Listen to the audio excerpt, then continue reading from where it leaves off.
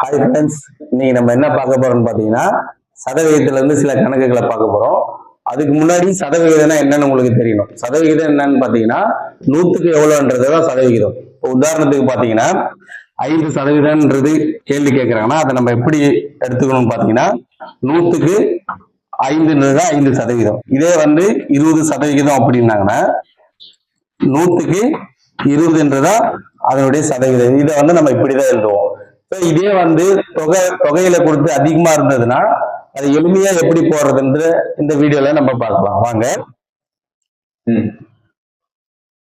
முதல் கேள்வி பாருங்க, என்ன கொடுத்துருக்காங்கன்னா 50,000 ரூபாயில் 25% என்பது எவ்வளவுன்னு கேட்கிறாங்க.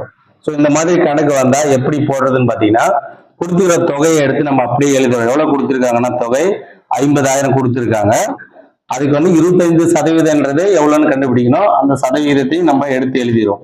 சதவீதம் போது இந்த சிம்பிளை நீங்க நல்லா ஞாபகம் வச்சுங்க. இந்த மாதிரி இருக்கும்போது வெறும் நம்பரை மட்டும் நீங்க மல்டிப்ளை பண்ணா போதுமானது. இந்த ரெண்டு சிம்பிளுக்கு மீனிங் என்னன்னு பாத்தீங்கன்னா நீங்க இங்க லெப்ட் சைட்ல இருந்து 2 ஸ்தானம் தள்ளி புள்ளி வச்சிருங்க.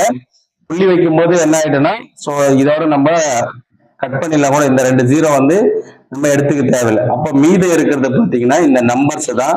இந்த 2 நம்பரை மல்டிப்ளை பண்ணீங்கன்னா அது நமக்கு எவ்வளவு சதவீதம்ன்றது கிடைச்சிரும்.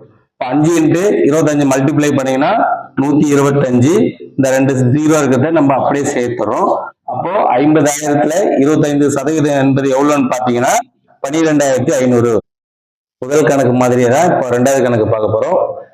முதல் கணக்குல நம்ம என்ன செஞ்சோம்னு பாத்தீங்கன்னா நம்பர் ப்ராடக்ட் முறையில சதவீதத்தை எப்படி கண்டுபிடிக்கலான்றத பார்த்தோம். அதே மெத்தட் தான் ரெண்டாவது கணக்கு பாருங்க. 7,500 ரூபாயில் 30% எவ்வளவுன்றது கேட்டிருக்காங்க. இப்போ ஃபர்ஸ்ட் நம்ம என்ன செய்வோம்னா கொடுத்துக்கிற தொகையை எடுத்து எழுதிடுவோம். என்ன கொடுத்துருக்காங்கன்னா 7,500 கொடுத்துருக்காங்க. அதுக்கு எத்தனை சதவீதம் கண்டுபிடிக்க சொல்லியிருக்காங்கன்னா 30%ன்றத எவ்வளோன்னு கண்டுபிடிக்க சொல்லியிருக்காங்க. அப்போ இந்த சிம்பிள் பாக்குறோம். இந்த சிம்பிளுக்கு நம்ம இந்த ஷார்ட்கட் மெத்தட்ல என்ன பாக்குறோம்னா 2 டிஜிட் தள்ளி புள்ளி வைக்கிறோம்.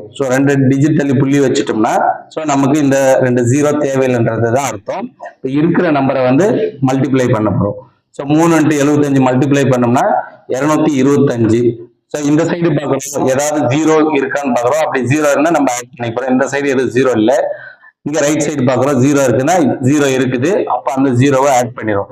அப்போ 7,500ல 30% எவ்வளவுன்னு பாத்தீங்கன்னா 2,250ன்றதுதான் 30%.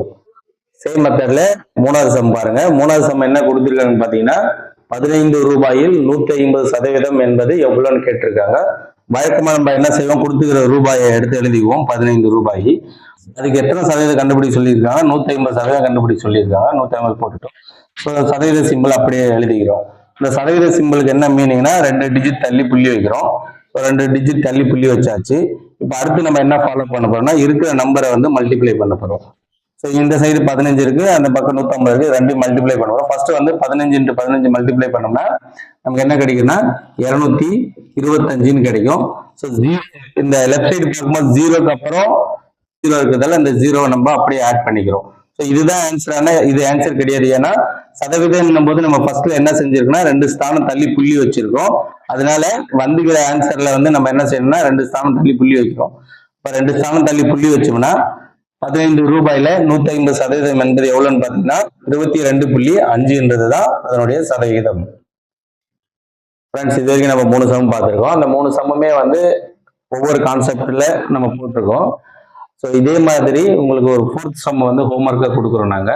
4th சம் என்ன சொல்லியிருக்காங்க பாத்தீங்கன்னா 1 லட்சம் ரூபாயில் 22% என்பது எவ்வளவுன்னு கேட்டிருக்காங்க. இதை நான் போட போறதுல நீங்க ஒர்க் அவுட் பண்ணி பார்த்து இதுக்கான ஆன்சர் கமெண்ட் பண்ண போறீங்க.